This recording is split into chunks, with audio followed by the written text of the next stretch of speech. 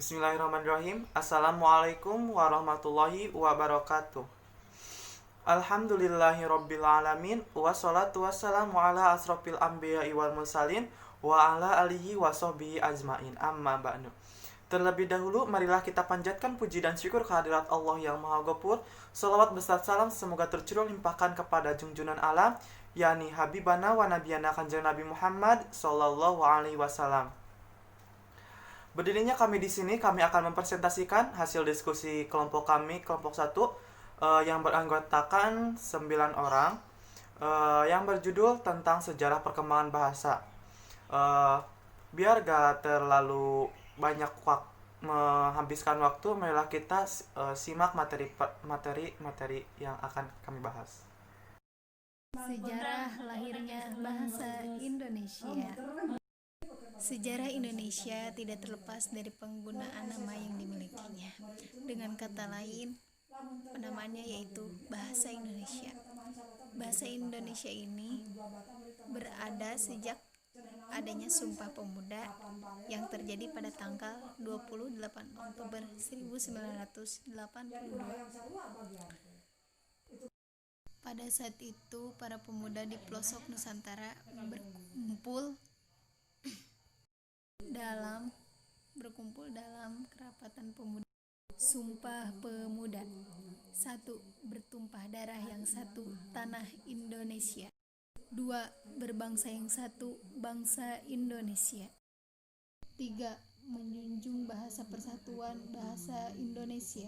Ikrar para pemuda ini dinamakan dengan Sumpah Pemuda, dan pada tahun 1928 bahasa Indonesia ini dinyatakan sebagai bahasa nasional, dan bahasa Indonesia disahkan kedudukannya sebagai bahasa negara pada tanggal 18 Agustus 1945, yaitu bertepatan dengan disahkannya Undang-Undang Dasar Negara Republik Indonesia tahun 1945. Dalam Undang-Undang Dasar 1945 menyatakan bahwasannya bahasa negara ialah bahasa Indonesia. Dan pada Kongres Bahasa Indonesia kedua tahun 1954 di Medan menyatakan bahwasannya bahasa Indonesia itu berasal dari bahasa Melayu. Bahwasanya bahasa Indonesia itu ditumbuhkan dan dikembangkan dari bahasa Melayu dari zaman dahulu, yang digunakan sebagai perhubungan, bukan hanya Kepulauan Nusantara, tetapi seluruh Asia Tenggara.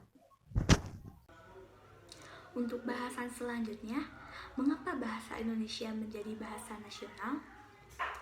Bahasa Indonesia mampu menjadi pemersatu, khususnya komunikasi dari ratusan suku dan kelompok yang berbeda di Indonesia.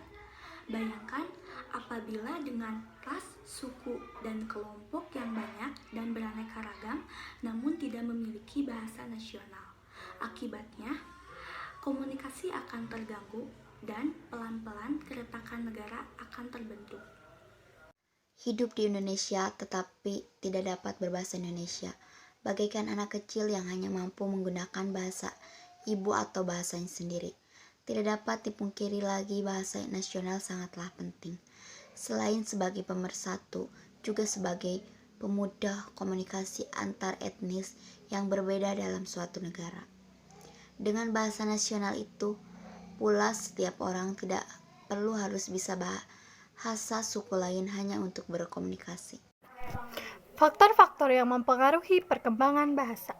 Aliran nativisme berpandangan bahwa perkembangan kemampuan berbahasa seseorang ditentukan oleh faktor-faktor bawaan sejak lahir yang diturunkan oleh orang tuanya. Dengan demikian, jika orang tuanya memiliki kemampuan berbahasa yang baik dan cepat, perkembangan kemampuan bahasa anak pun juga akan baik dan cepat. Begitu juga sebaliknya, jika kemampuan bahasa orang tuanya lambat dan kurang baik, perkembangan bahasa anak pun ikut lambat dan kurang baik. Dapat diidentifikasi sejumlah faktor yang mempengaruhi perkembangan bahasa, yaitu kecerdasan. Anak yang sehat lebih cepat belajar ketimbang anak yang tidak sehat karena motivasinya lebih kuat. Yang kedua, kecerdasan. Anak yang memiliki kecerdasan, tingkat belajar berbicaranya lebih cepat dan memperlihatkan penguasaan bahasa yang lebih unggul ketimbang anak yang tidak tingkat kecerdasannya rendah. Yang ketiga, keadaan sosial ekonomi. Anak dari kelompok sosial ekonomi yang tinggi akan lebih mudah belajar berbicara dan lebih banyak berbicara ketimbang anak dari kelompok sosial ekonomi lebih rendah. Yang keempat, jenis kelamin. Dibanding dengan anak perempuan, anak laki-laki tertinggal dalam belajar berbicara. Kalimat anak laki-laki lebih pendek dan kosakatanya lebih sedikit ketimbang anak perempuan. 5. Keinginan berkomunikasi. Semakin kuat keinginan untuk berkomunikasi dengan orang lain, semakin kuat motivasi anak untuk belajar berbicara. 6. Dorongan atau motivasi. Semakin banyak anak didorong untuk berbicara dengan mengajaknya bicara. 7. Ukuran keluarga. Anak tunggal atau anak dari keluarga kecil biasanya berbicara lebih awal. Dan 8. Urutan kelahiran. Dalam keluarga yang sama, anak pertama lebih unggul ketimbang anak yang lahir kemudian. Ini karena orang tua dapat menyisihkan waktunya lebih banyak untuk mengajar. Faktor yang mempengaruhi perkembangan bahasa selanjutnya yaitu nomor 9, metode pelatihan. Dapat diambil contoh, metode pelatihan yaitu anak-anak yang dilatih secara otoriter. Otoriter yaitu sikap yang mengambil keputusan terlebih dahulu tanpa mempertimbangkan akibatnya, sehingga yang akan menekan bahwa anak-anak itu harus dilihat bukan didengar, merupakan hambatan belajar. Sedangkan pelatihan yang memberikan keleluasaan dan demokratis akan mendorong anak-anak untuk belajar. Selanjutnya nomor 10 yaitu kelahiran kembar anak. Yang lahir kembar umumnya terlambat dalam perkembangan berbicaranya, terutama karena mereka lebih banyak bergaul dengan saudara kembarnya dan hanya memahami logat khusus yang mereka miliki. Yang selanjutnya yaitu nomor 11, hubungan dengan teman sebaya.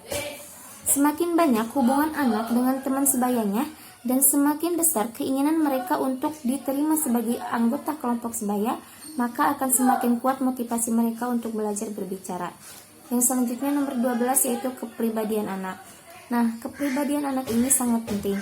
Dapat diambil contoh, yang dapat menyesuaikan diri dengan baik cenderung kemampuan berbicaranya yang lebih baik secara kuantitatif maupun secara kualitatif, dibandingkan dengan anak yang penyesuaian dirinya dengan jelek. Kenyataannya, bicara seringkali dipandang sebagai salah satu petunjuk anak yang sehat mental. Sekian dari kelompok kami. Mohon maaf bila ada salah kata. Mari kita tutup dengan bacaan hamdalah bersama-sama. Alhamdulillahirobbilalamin. Akhirul kalam. Assalamualaikum warahmatullahi wabarakatuh.